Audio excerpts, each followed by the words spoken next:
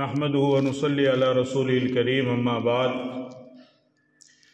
اعوذ باللہ من الشیطان الرجیم بسم اللہ الرحمن الرحیم انا نحن نزلنا الذکر وانا له لحافظون وقال النبی صلی اللہ تعالی علیہ وسلم خیرکم من تعلم القرآن وعلمہ او کما قال علیہ الصلاۃ والسلام۔ میرے محترم بزرگوں اور دوستو، قرآن کریم کی ایک آیت مبارکہ اور نبی پاک صلی اللہ علیہ وسلم کی ایک حدیث پاک کی میں نے آپ حضرات کے سامنے تلاوت کی ہے۔ قرآن کریم کی جس آیت کی میں نے آپ حضرات کے سامنے تلاوت کی ہے، اللہ رب العزت نے اس آیت میں اپنے خاص مضبوط نظام کو اللہ تعالیٰ نے بیان فرمایا ہے، جو نظام اللہ تعالیٰ نے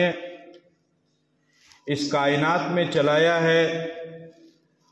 اور تا قیامت اللہ رب العزت اس نظام کو چلاتے رہیں گے۔ فرمایا انا نحن نزلنا الذکر وانا له لحافظون، کہ ہم نے قرآن کریم کو نازل کیا اور ہم ہی اس کی حفاظت کرنے والے ہیں۔ آپ سب حضرات اچھی طریقے سے جانتے ہیں کہ قرآن کریم یہ اللہ رب العزت کی برگزیدہ اور منتخب شدہ کتاب ہے۔ اللہ تعالیٰ نے آسمان سے اس کتاب کو سید الملائکہ، تمام فرشتوں کے سردار حضرت جبرائیل علیہ السلام کے واسطے سے سید الانبیاء جناب محمد الرسول اللہ صلی اللہ علیہ وسلم کی ذات اقدس پر نازل فرمایا ہے۔ قرآن کریم یہ اللہ تعالیٰ کی کتاب ہے۔ اللہ تعالیٰ نے اس کتاب کو اپنے پاک پیغمبر پر نازل فرمایا۔ یہ ہر مسلمان کا عقیدہ ہے، ہر مسلمان کا ایمان ہے، ہر مسلمان کا اس بات پر پختہ یقین ہے۔ اور اللہ رب العزت نے جب قرآن کریم کو نازل فرمایا تو اس کی حفاظت کی ذمہ داری بھی اللہ رب العزت نے لی۔ حالانکہ اس کے علاوہ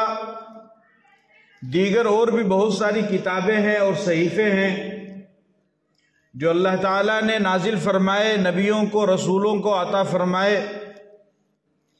لیکن ان کتابوں کی حفاظت کی ذمہ داری اللہ رب العزت نے نہیں لی۔ جیسے توریت ہے،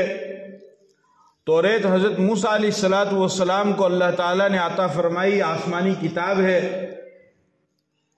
زبور حضرت داؤد علیہ السلام کو اللہ تعالیٰ نے عطا فرمائی، یہ بھی آسمانی کتاب ہے۔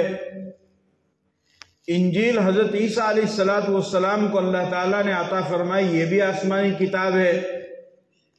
اس کے علاوہ بے شمار صحیفے اور پمفلٹ اللہ رب العزت نے پیغمبروں کو، نبیوں کو عطا فرمائے۔ لیکن قرآن کریم کے علاوہ دیگر جتنی بھی کتابیں اللہ نے نازل فرمائی، ان کتابوں کی حفاظت کی ذمہ داری اللہ رب العزت نے نہیں لی، بلکہ وہ کتاب جس قوم کو دی گئی، اس قوم کو اس کتاب کی حفاظت کی ذمہ داری بھی اللہ تعالیٰ نے دے دی۔ اسی وجہ سے قوم نے، لوگوں نے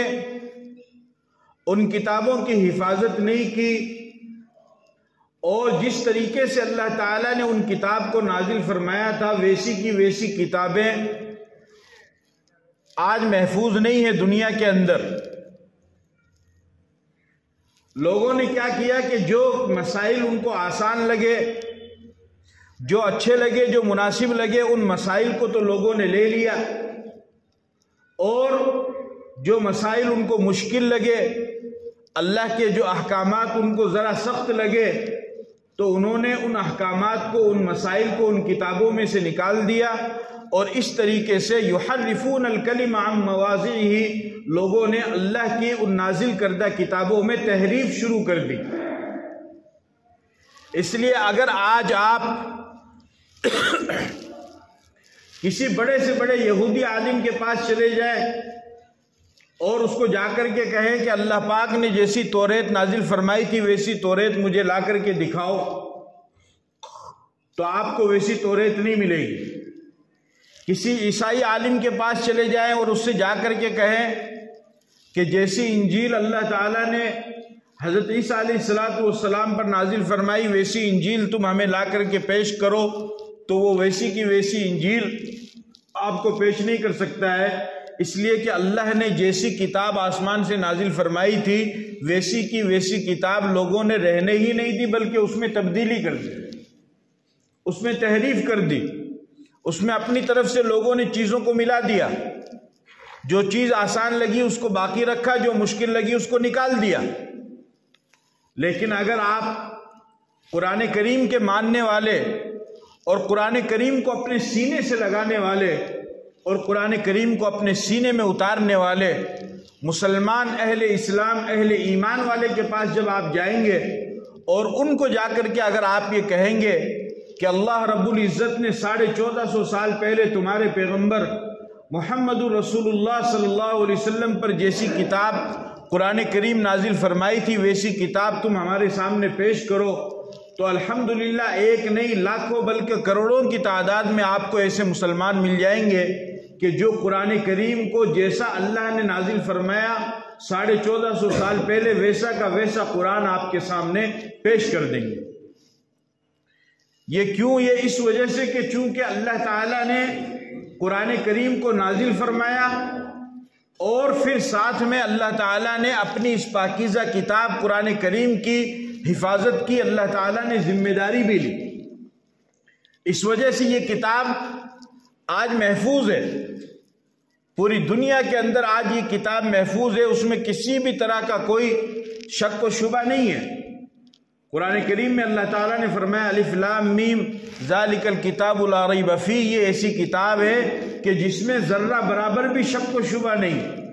اس کا ایک ایک حرف سچا اور صادق ہے، اس کا ایک ایک زبر اور زیر اور پیش بالکل صحیح ہے، اس کا ایک ایک اعراب، اس کی ایک ایک حرکت، اس کا ایک ایک سکون اور جزم، اس کا ایک ایک وقف، اس کی ایک ایک آیتیں، تمام کی تمام چیزیں بالکل صحیح سالم ویسی کی ویسی آج بھی محفوظ ہے جیسی اللہ تعالیٰ نے 1400 سال پہلے اپنے پیغمبر پر نازل فرمائی۔ یہ کیوں ہوا؟ یہ اس وجہ سے ہوا کہ اللہ تعالیٰ نے فرمایا اِنَّا نَحْنُ نَزَّلْنَا الذِّكْرَ وَإِنَّا لَهُ لَحَافِظُونَ، ہم نے قرآن کریم کو نازل کیا اور ہم ہی اس کی حفاظت کرنے والے۔ اب سوال یہ پیدا ہوتا ہے کہ اللہ تعالیٰ نے اس کی حفاظت کی ذمہ داری لی ہے، تو یہ بات تو طے شدہ اور یقینی ہے کہ اس کتاب کی حفاظت ہوگی اور یقینی طور پر ہوگی، اس میں کوئی شک شبہ نہیں ہے، اس لیے کہ اللہ تعالیٰ نے اس کی حفاظت کی ذمہ داری لی ہے۔ اور ہر مسلمان کا یہ عقیدہ اور ایمان اور یقین ہے کہ جس چیز کی حفاظت کی ذمہ داری اللہ تعالیٰ لیتے ہیں تو اللہ پاک اس چیز کی حفاظت فرما کر ہی رہتے ہیں۔ کائنات کی ساری چیزیں یا ساری مخلوقات مل کر کے بھی اس چیز کو ذرہ برابر بھی نقصان نہیں پہنچا سکتی ہے اگر اللہ کا فیصلہ نہ ہو۔ اللہ اگر بچانا چاہے، لوگ مارنا چاہیں تو ساری کائنات مل جائے، اگر اللہ کے بچانے کا فیصلہ ہے تو اللہ بچا کر کے دکھاتے۔ إِن يَمْسَسْكَ اللَّهُ بِضُرٍّ فَلَا كَاشِفَ لَهُ إِلَّا هُوَ وَإِن يَمْسَسْكَ بِخَيْرٍ فَهُوَ عَلَى كُلِّ شَيْءٍ قَدِيرٌ۔ اللہ کا فیصلہ رہتا ہے۔ تاریخ کا جب آپ مطالعہ کریں گے تو آپ کو معلوم ہوگا کہ بے شمار ایسے واقعات آئے کہ مخلوق نے، لوگوں نے، قوم نے، برادری نے، خاندان والوں نے، رشتہ داروں نے اور پورے ملک والوں نے مل کر کے کسی کو نقصان پہنچانا چاہا، کسی کو ختم کرنا چاہا، لیکن اللہ کا فیصلہ بچانے کا ہوا تو اللہ نے اس کو بچا کر کے دکھایا۔ چنانچہ ابراہیم علیہ السلام کا واقعہ آپ کے سامنے ہے۔ لوگوں نے کہا حرقوہ وانصروا آلہتکم ان کنتم فاعلین، کہ اس کو جلاؤ، اس کو آگ کے حوالے کر دو، اس آگ لگا دو، اس کو ختم کر دو، نیست و نابود کر دو، یہ مٹ جائے گا، اس کا نام و نشان تک مٹ جائے گا۔ چنانچہ قوم نے حضرت ابراہیم علیہ السلام کو آگ میں ڈالا۔ اللہ کا حکم ہوا یا نار کونی بردم و سلاما علی ابراہیم،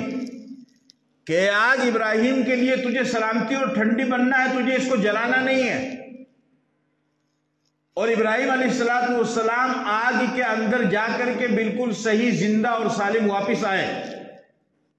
قوم کا ارادہ تھا ابراہیم علیہ السلام کو مار دو، ختم کر دو، نام و نشان مٹا دو،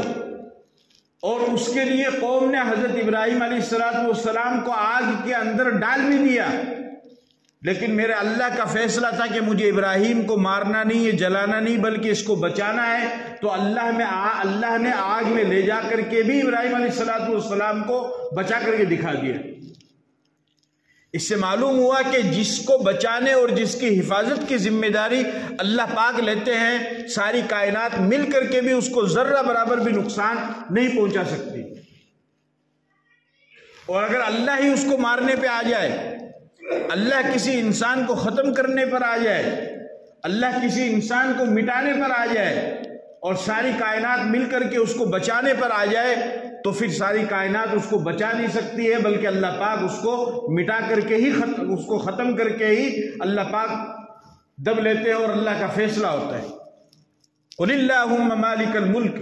تُؤْتِي الْمُلْكَ مَنْ تَشَاءُ وَتَنْزِعُ الْمُلْكَ مِمَّنْ تَشَاءُ وَتُعِزُّ مَنْ تَشَاءُ وَتُذِلُّ مَنْ تَشَاءُ بِيَدِكَ الْخَيْرُ إِنَّكَ عَلَى كُلِّ شَيْءٍ قَدِيرٌ۔ بادشاہت اور حکومت بھی میرے اللہ کے ہاتھ میں ہے، جس کو چاہتا ہے بادشاہت دیتا ہے، جس سے چاہتا ہے بادشاہت چھین لیتا ہے۔ عزت میرے اللہ کے ہاتھ میں ہے، ذلت میرے اللہ کے ہاتھ میں ہے، جس کو چاہتا ہے عزت دیتا ہے، جس کو چاہتا ہے ذلت دیتا ہے۔ کائنات نہ کسی کو عزت دے سکتی ہے، نہ کسی کو ذلت دے سکتی ہے۔ کائنات کے اندر بادشاہت کا اختیار یہ بھی میرے رب کے ہاتھ میں ہے، اور عزت اور ذلت کا اختیار یہ بھی میرے رب کے ہاتھ میں۔ انسان کے بس میں نہیں کسی کو عزت دینا، انسان کے بس میں نہیں کسی کو عزت دینا۔ جھوٹی واہواہی تو کوئی بھی کر سکتا ہے، جھوٹی تعریف تو کوئی بھی کر سکتا ہے، جھوٹی تعریفوں کے پل تو کوئی بھی باندھ سکتا ہے، لیکن حقیقت میں دل سے عزت اگر انسان کرے گا تو وہ عزت انسان کے دل میں صرف اور صرف اللہ ہی ڈالتا ہے، اللہ کے علاوہ کوئی دوسرا ڈالنے والا نہیں۔ تو قرآن کریم کی حفاظت کی ذمہ داری کس نے لی ہے؟ کس نے لی ہے؟ بولو بھائی، اللہ نے لی ہے۔ تو جب اللہ نے قرآن کی حفاظت کی ذمہ داری لی ہے تو اللہ قرآن کی حفاظت کرے گا، یہ تو ہر مسلمان کا عقیدہ، ایمان اور یقین ہے، اس میں کوئی شک نہیں ہے۔ لیکن یہاں پر ایک سوال پیدا ہوتا ہے، وہ سوال یہ ہے کہ آخر اللہ پاک قرآن کریم کی حفاظت کس طریقے سے کریں گے؟ یہ تو طے ہے کہ قرآن کی حفاظت ہوگی اور قیامت تک ہوگی، لیکن آخر سوال یہ پیدا ہوتا ہے کہ قرآن کی حفاظت اللہ پاک کس طریقے سے کریں گے؟ کیا آسمان سے اللہ خود اتر کر کے آئے گا قرآن کی حفاظت کے لیے، یا آسمان سے فرشتے قرآن کی حفاظت کے لیے آئیں گے، یا جنات آئیں گے قرآن کی حفاظت کے لیے، یا زمین سے کوئی دوسری تیسری مخلوق نکل کر کے آئے گی قرآن کی حفاظت کے لیے؟ قیامت تک اللہ پاک جو قرآن کریم کی حفاظت کروائیں گے، آخر قرآن کی حفاظت کس طریقے سے ہوگی؟ یہ سوال ہے۔ تو اس کا جواب یہ ہے کہ اس میں سے کچھ بھی نہیں ہوگا، یعنی قرآن کریم کی حفاظت کے لیے نہ اللہ آسمان سے زمین پر آئیں گے، نہ فرشتے آسمان سے زمین پر آئیں گے، نہ کوئی جنات آئیں گے، نہ کوئی دوسری تیسری مخلوق آئے گی،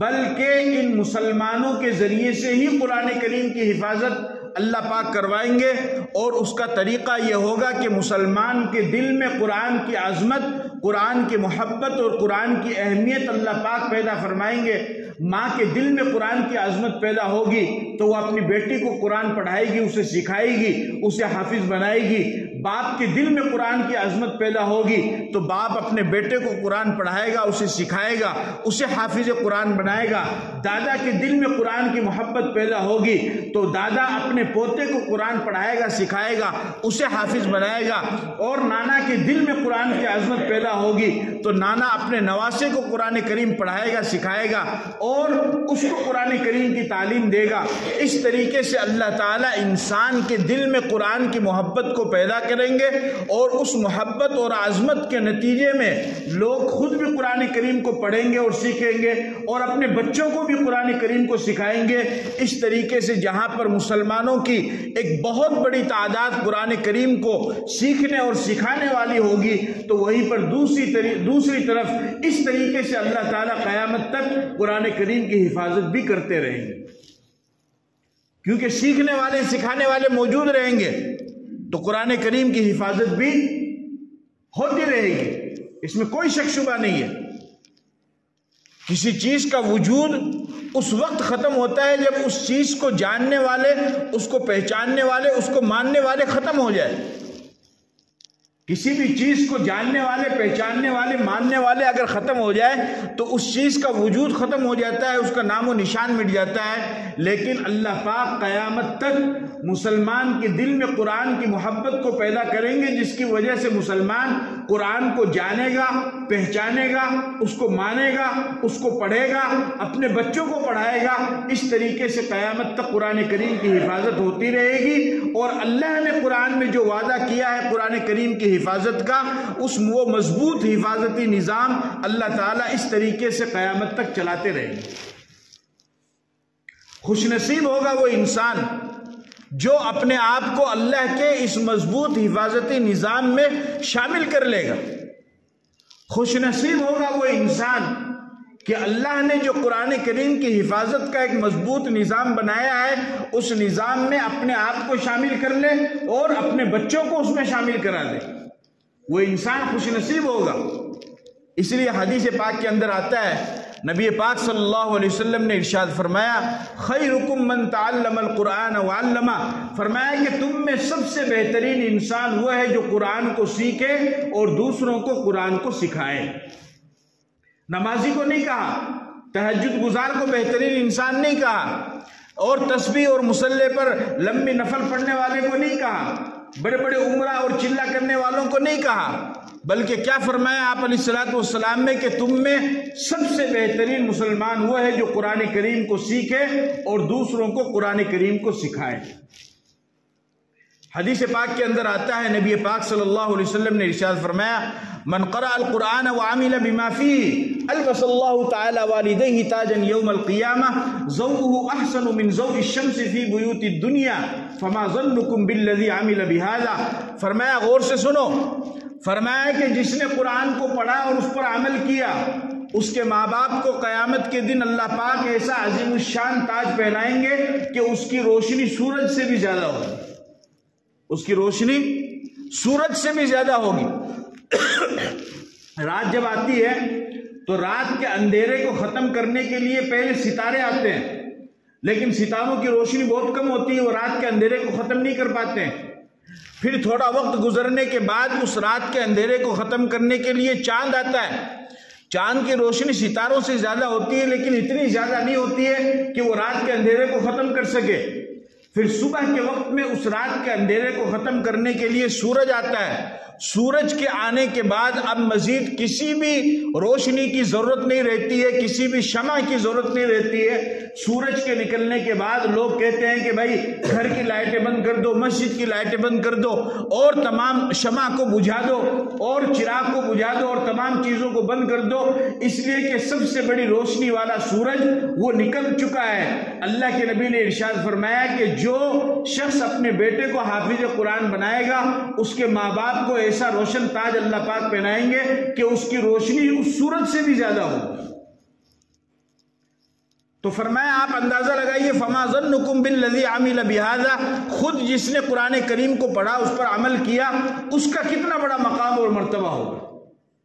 اسی لیے آپ علیہ الصلوۃ والسلام نے ایک دوسری حدیث میں فرمایا، من قرأ القرآن فاستظہرہ فاحل حلالہ وحرم حرامہ ادخلہ اللہ الجنة البتة وشفعہ فی عشرة من اہل بیتہ کلہم قد وجبت لہم النار۔ فرمایا کہ 10 ایسے آدمی کل میدان محشر میں قیامت کے دن ان کے لیے فیصلہ ہو چکا ہے اللہ کی طرف سے کہ ان کو جہنم میں ڈالا جائے گا اور ان کو دوزخ میں جانے سے اب کوئی چیز روک نہیں سکتی ہے۔ فرمایا کہ 10 ایسے آدمی جن کے لیے جہنم کا فیصلہ ہو چکا ہوگا، ایک حافظ قرآن جس نے قرآن کریم کو پڑھا، اس بچے نے قرآن کریم کو حفظ کیا، ایک حافظ قرآن کھڑا ہوگا اور وہ اپنے ساتھ اپنے خاندان کے 10 آدمیوں کو جنت میں لے کر کے چلا جائے گا۔ ایک حافظ قرآن، آپ اندازہ لگائیے کتنی خوش نصیبی کی بات ہے، کتنی خوش بختی کی علامت ہے، کتنی خوش قسمتی کی علامت ہے کہ ایک حافظ قرآن اپنے ساتھ 10 آدمیوں کو جنت میں لے کر کے جا رہا ہے، اور ایک عالم دین تقریباً 70 یا 80 لوگوں کو اپنے ساتھ جنت میں لے کر کے جانے والا ہوگا۔ اب آپ اندازہ لگائیے کہ قرآن کریم کو پڑھنا، پڑھانا، اس کو سیکھنا، سکھانا، یہ کتنے بڑے مقام اور مرتبے کی چیز۔ جب اس فضیلت کو لوگ سنتے ہیں تو ان کے دل کے اندر ایک جذبہ، ایک داعیہ پیدا ہوتا ہے کہ یار اتنی بڑی چیز ہے، میں تو آج تک دھیان ہی کون دیا، میں توجہ کون دیا، اب میں بھی پڑھنا چاہواں، لیکن عمر زیادہ ہوگی، زبان موٹی ہوگی، یاد کو نہیں ہوا، دماغ کام کون کرے، تو وہ ہمارا بزرگ آدمی، ہمارا چاچا، ہمارا تایا، ہمارا دادا، وہ یہ سوچ کے چپ ہو جاؤ۔ پھر بیچارہ وہ سوچا کہ چلو امت تو کو نہیں پڑھ سکے، میں میری اولاد نے پڑھا دوں، تو اولاد کا تو تھا میرا آج کل ماشاءاللہ بھائی 20 سال کے بعد میں کون بات مانا، آج کل تو بھائی کوئی بات کون مانا ہے، تو وہ بھی نبی کو نہیں کر سکے۔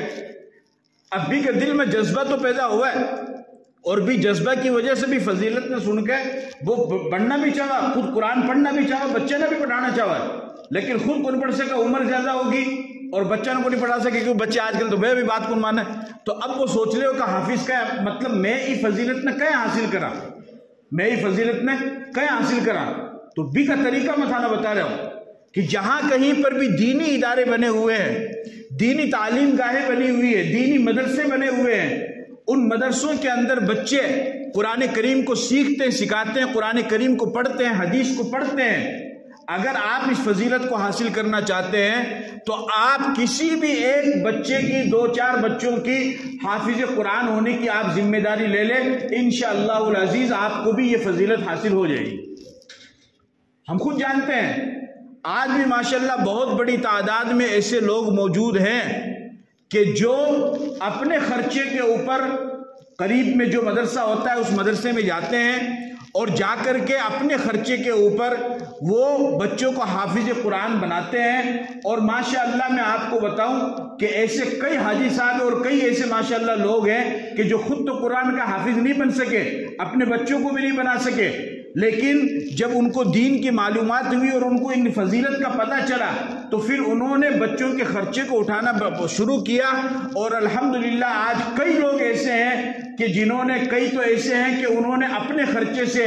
10 بچے کو حافظ قرآن بنا دیا، کچھ ایسے ہیں کہ انہوں نے اپنے خرچے سے 5 بچوں کو حافظ قرآن بنا دیا، کچھ ایسے ہیں کہ انہوں نے اپنے خرچے سے 2 بچے کو حافظ قرآن بنا دیا۔ آپ اندازہ لگائیے کہ اگر آپ کے خرچے سے یا آپ کے تعاون سے اگر ایک بچہ بھی حافظ قرآن بن گیا اور وہ آپ کو اپنے ساتھ لے کر کے جنت میں چلا گیا تو اس سے بڑی خوش نصیبی کی بات اور کیا ہو سکتی ہے۔ اگر ایک بچہ بھی آپ کے تعاون سے اگر حافظ قرآن بنتا ہے تو یاد رکھیے میرے عزیزوں، یہ آپ کی دنیا میں برکت اور آخرت میں نجات اور مغفرت کے لیے کافی ہو جائے گی۔ اگر ایک بھی صاحب قرآن حافظ قرآن اگر بن جاتا ہے اور وہ اللہ کے غضب سے اور دوزخ کی دہکتی ہوئی آگ سے بچا کر کے آپ کو اپنے ساتھ جنت میں لے کر کے چلا جاتا ہے تو اس سے بڑی خوش نصیبی اور کچھ اور دوسری تو ہو ہی نہیں سکتی۔ اس لیے ان تمام چیزوں کو سمجھیے، مدرسے کی ضرورت کو سمجھیے۔ مدرسے کیا چیز ہے؟ مدرسے دین کی فیکٹری ہے۔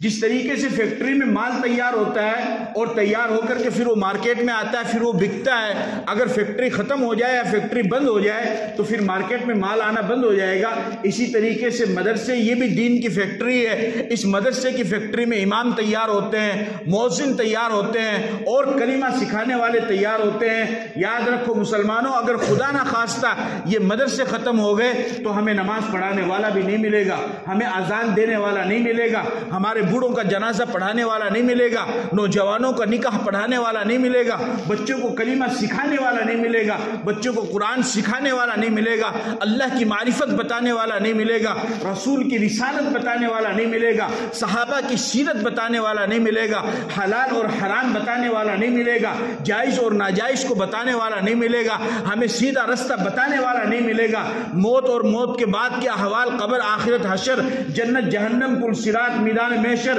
میزان، یہ تمام چیزیں ہمیں یہ بتانے والا نہیں ملے گا۔ یہ مدرسے زندہ ہیں تو ہمیں یہ تمام چیزیں مل رہی ہے۔ اس لیے ہر مسلمان کا یہ فرض بنتا ہے کہ وہ اپنی طرف سے اور اپنے مرحومین کی طرف سے یا اپنے اہل خانہ کی طرف سے جتنا زیادہ ہو سکے وہ مدارس کا تعاون کریں۔ مدرسوں کو مضبوط کرنا اپنے تعاون کے ذریعے سے یہ ہر مسلمان کا فریضہ ہے، کیونکہ یہ دین کی فیکٹری ہے، یہ دین کی فیکٹری ہے، اس کو مضبوط کرنا یہ ہماری ذمہ داری ہے۔ اگر خدا نخواستہ یہ کمزور ہو گئے تو ہماری آنے والی نسل وہ کلمے سے بھی محروم ہو جائے گی، اللہ نہ کرے۔ ہمارے آنے والی نسل وہ نماز سے بھی محروم ہو جائے گی۔ ابھی کچھ سال 2 سال پہلے لاک ڈاؤن کا زمانہ آیا، آپ نے سب نے دیکھا، کورونا کا ٹائم آیا، ہزاروں کی تعداد میں ایسے لوگ تھے کہ جن کو بغیر جنازے کے دفنا دیا گیا، اس لیے کہ ایک جگہ سے دوسری جگہ جانے کی اجازت نہیں تھی، اور جہاں پر انتقال ہوا میت کا وہاں پر کوئی جنازہ پڑھانے والا موجود نہیں ہے، تو ہزاروں کی تعداد میں ایسے لوگ تھے کہ ان کو کوئی پڑھانے والا، کوئی جنازہ پڑھانے والا، سکھانے والا تھا نہیں، لہٰذا بغیر نماز جنازہ کے ہی ان کو دنیا سے جانا پڑا۔ اللہ نہ کرے ایسے حالات ہمارے ساتھ میں نہ آئے۔ ایسے حالات کب نہیں آئیں گے؟ جب ہم مسجدوں کو مضبوط کریں گے، مدرسوں کو مضبوط کریں گے، دینی اداروں کو مضبوط کریں گے، تو انشاءاللہ پھر ہماری یہ ایمان کی جو آبیاری ہے، آب پاشی یہ ہوتی رہے گی، اسے پانی ملتا رہے گا، اور ہماری مسجدوں میں اذان بھی ہوتی رہے گی، نماز پڑھانے والے مولوی صاحب بھی آتے رہیں گے، اور ہمارے بچوں کو دین اور کلمہ سکھانے والے لوگ بھی آتے رہیں گے، جب ہم ان کو مضبوط کریں گے۔ اس لیے میرے عزیزو، آپ سب حضرات سے درخواست ہے کہ قرآن کریم یہ اللہ تعالیٰ کی کتاب ہے،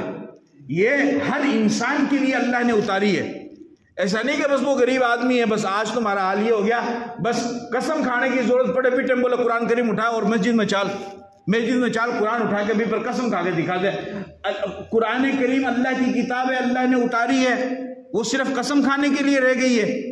مسلمان نے اس قرآن کو صرف قسم کھانے کے لیے رکھ دیا ہے، اس سے بڑی بدبختی کی بات اور کیا ہو سکتی؟ اسی لیے تو ہمارے اوپر یہ حالات ہیں۔ دیکھو قرآن کریم کو اتارنے والا کون ہے؟ اللہ۔ بولو بھائی، جاکھل آ رہے تو طاقتور ہوتے، بولو نا۔ اللہ سب سے طاقتور۔